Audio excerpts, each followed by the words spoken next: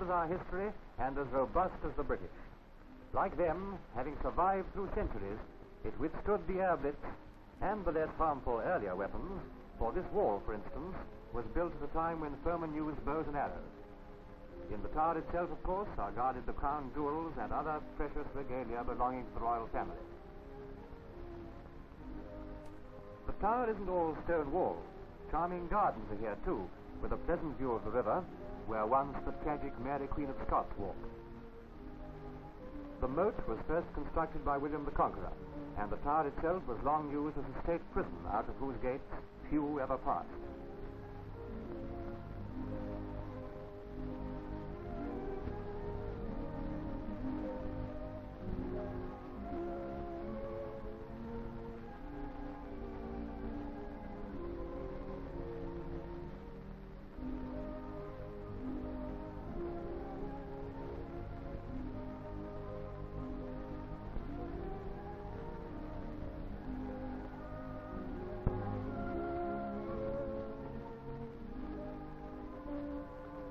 But the Thames is ever moving, and we find ourselves in the Pool of London, dominated by the Tower Bridge and a centre for shipping from the world's ports, as diverse in character as their many cargoes.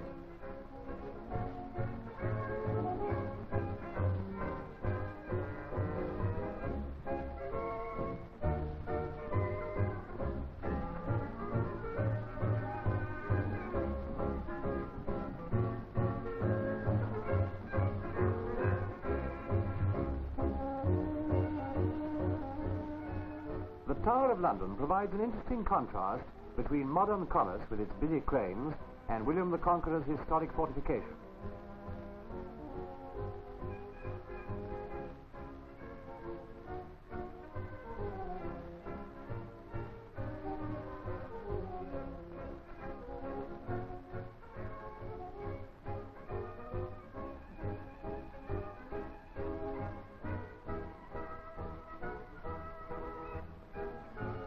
A final glimpse of the tower before we sail on our way, drifting ever downriver towards the sea.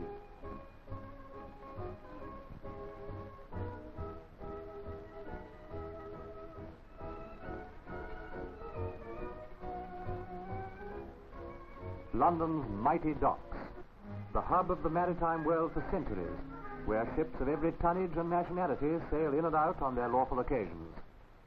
Little things often have great endings. How true this saying is of old Father Thames. That little stream which bubbled out of the ground at Seven Springs and gradually seeped its way along Mother Earth until it passed out of the baby stage and emerged a river at Cricklade, that it should build up to this mighty highway.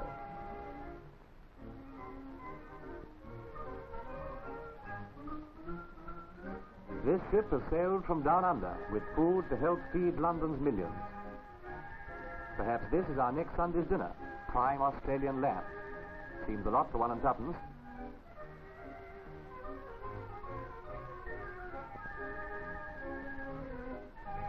The dockers are experienced fellows in the art of unloading.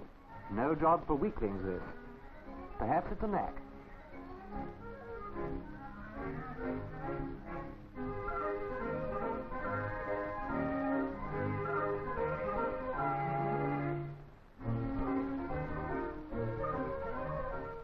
This is a sight which has thrilled many young midshipmen and apprentices on their way to the sea for the first time. Looking aloft at the towering sides of their ships, it must have seemed to them that here at last was the great adventure. Now, what's this coming over the side? Something tells me it may be your cheese ration for next week. Yes, it's cheese, all right, from New Zealand.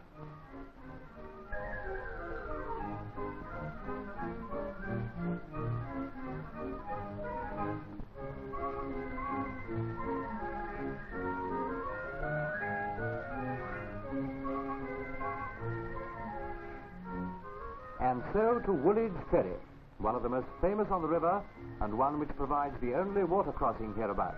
Moreover, it's free.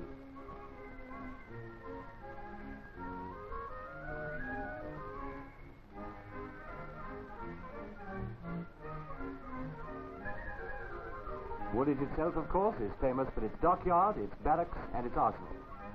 And Father Thames can be said to have contributed something to the defense of Britain, for the choice of the site for an arsenal was due to the discovery at Woolwich of a sand particularly suited to the making of fine castings for armaments.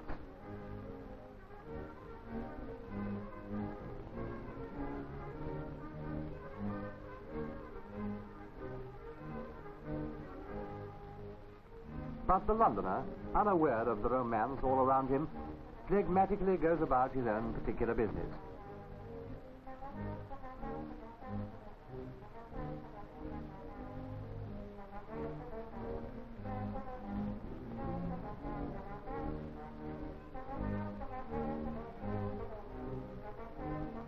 And now, for the last time, old Father Thames beckons us onwards to the end of our journey.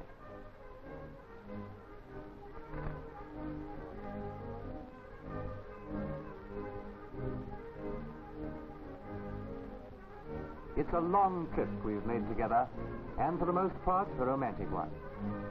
So anchors away, we're off. Barges with sails are uncommon these days. And here's another type of river propulsion, brawn and stamina.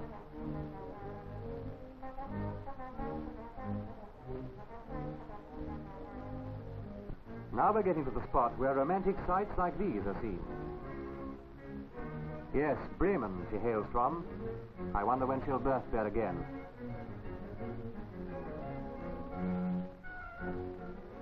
These buoys remind us that we've nearly reached the end of the river, which we've followed throughout its course. The change is amazing, isn't it? It started out like a carefree youth, and now is transformed into a strong old patriarch. We salute you, Father Thames. Long may you continue to flow down to the sea